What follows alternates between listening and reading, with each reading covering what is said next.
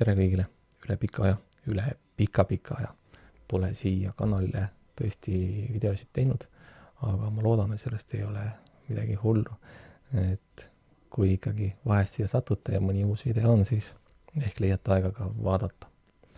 Ja tänase video ma teen siis Wi-Fi võrgust, ehk siis rajasin endale uue Wi-Fi võrgu, mis on siis Wi-Fi 6 mesh võrk, mis on kõige uuem võrk, mida on võimalik põhimõtteliselt koju teha. Ja põhjus väga lihtne, vana Wi-Fi võrk põhines tegelikult Telia purgil, et ma ei kasutanud lisaruuterid. Enne seda, kui mul oli Elisa, siis ma kasutasin, aga mingi hetk läksin Teliasse ja siis ma ei viitsinud sellega jamada ja valgus põhimõtteliselt oligi nii-öelda see lihtsalt abiruuter, et see ühendus oli ainult arvutite jaoks. Ja piisas aga tasapisi lisandus igasuguseid nii-öelda see asjade internet, palju asju läks internetti, igasugused lülitid, pistikupesad, smart pistik, ka kõik need läksid nii-öelda internetti, pluss siis kõik telefonid, igasugused seadmed, televiisorid, kõik see.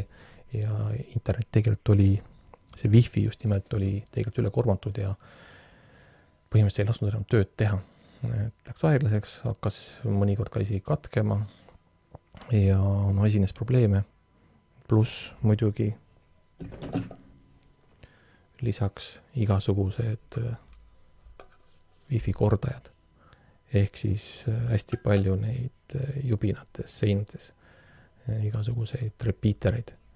See repeater on tegelikult see, mida ma isegi ostsin ja põhimõtteliselt ühte korda järgi ühendanud. Pärast seda sain aru, et okei, asi on käest ära läinud, et tuleb midagi ette võtta ja teha endale uus korralik Wi-Fi võrk. Sest et need seadmed tegelikult sakivad. Nad on hädalahendus ja mingiks korralikuks internetiks nad ei sobi. Ja mis ma tegin? Otsisin lahendust, ma muidugi teadsin, mis lahendus on, aga ma ei raatinud seda varem teha ja tegelikult nüüd on ka hinnad kukkunud ja tegin siis selle, nagu ma ütlesin, Wi-Fi 6 mesh võrgu. Wi-Fi 6 on siis kõige uuem Wi-Fi standard, AX standard ja nüüd ta turustatakse numbriga lihtsalt, et see on nagu lihtsam meelde jätta, et asi on väga segane juba selle Wi-Figa. Ja mesh võrk on siis põhimõtteliselt ruuterid omavahel suudavad ühenduda väga kiirelt, põhimõtteliselt ilma kiiruse kadudeta. Ja kõik on nii-öelda ühenimeline, et seal ei ole mingisuguseid alamnimesid, vaid kõik on üks suur Wi-Fi võrk ja lisad ruuterid juurde, siis neid võrk lihtsalt suureneb kogu aeg. Ja kasutasin selleks, mina tegin esialgu 2 ruuteri baasil, ostsin siis endale Huawei AX3 ruuterid, see on nüüd Pro mudel ja teine on siis tavaline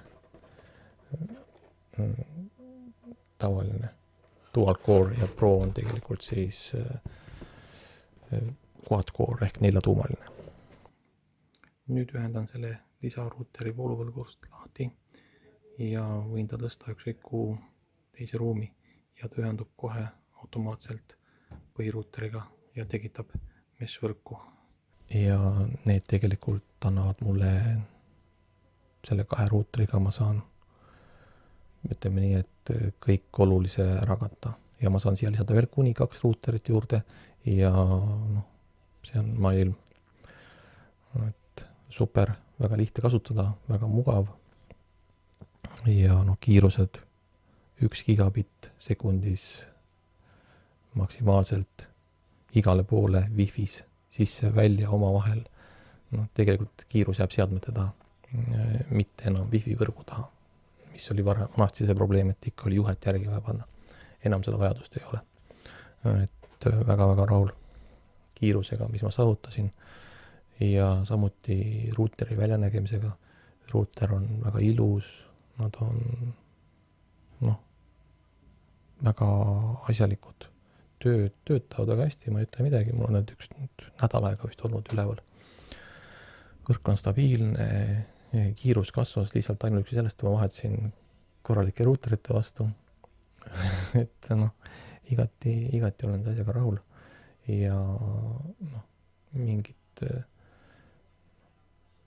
probleeme ei ole, et pigem probleeme vähenes, kuna ma tõin tegelikult selle ruuteri, mis varem oli siis sisuliselt esikus kapis, tõin need ruuterid välja, ühe panin omale elutuppa teleka alla, sest ta kannatab täiesti väljapanemist. Sellega ma parandasin juba automaatselt seda leviulatust.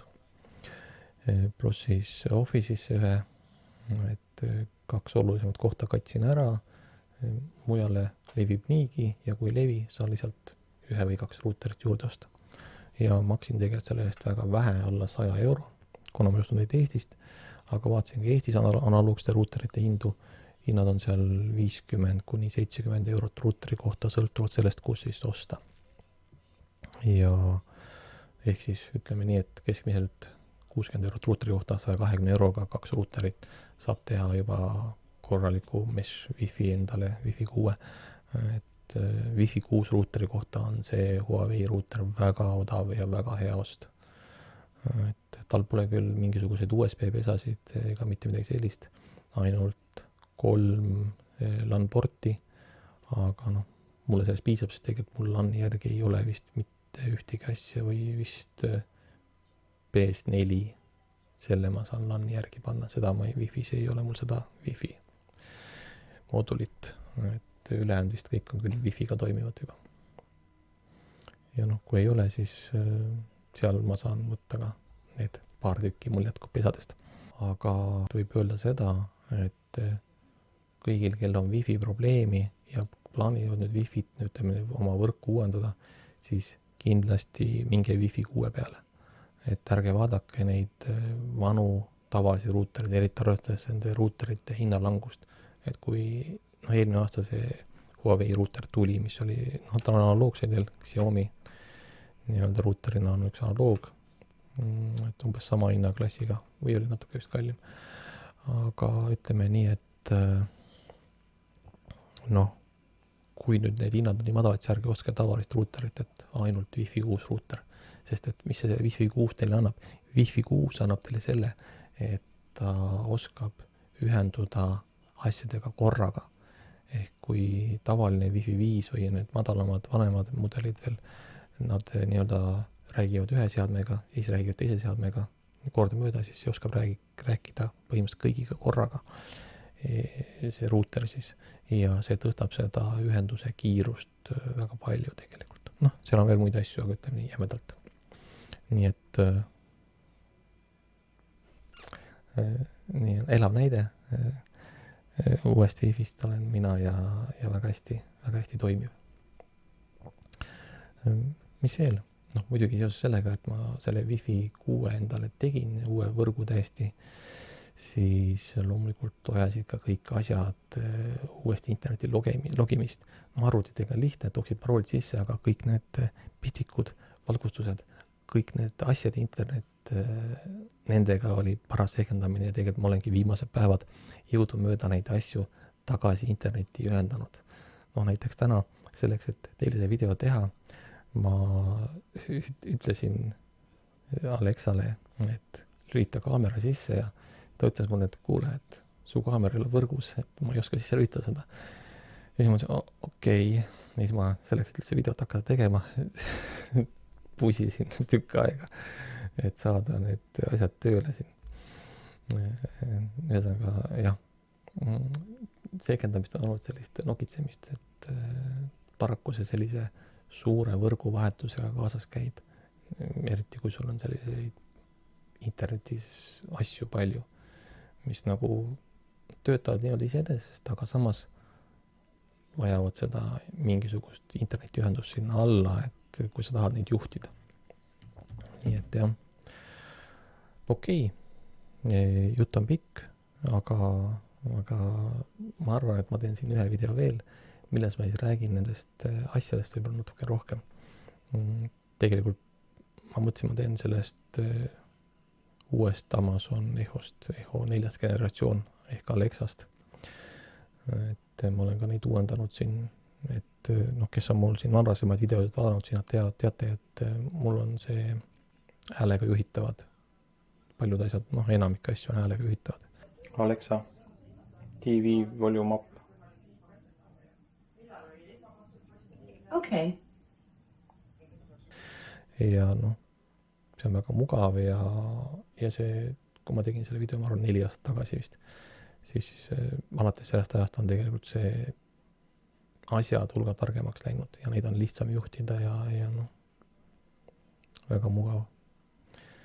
Et noh, nii et vaatame, kuidas siin kujuneb. Aga seniks kõike head, toredalt soov jätku, olge mõnusad.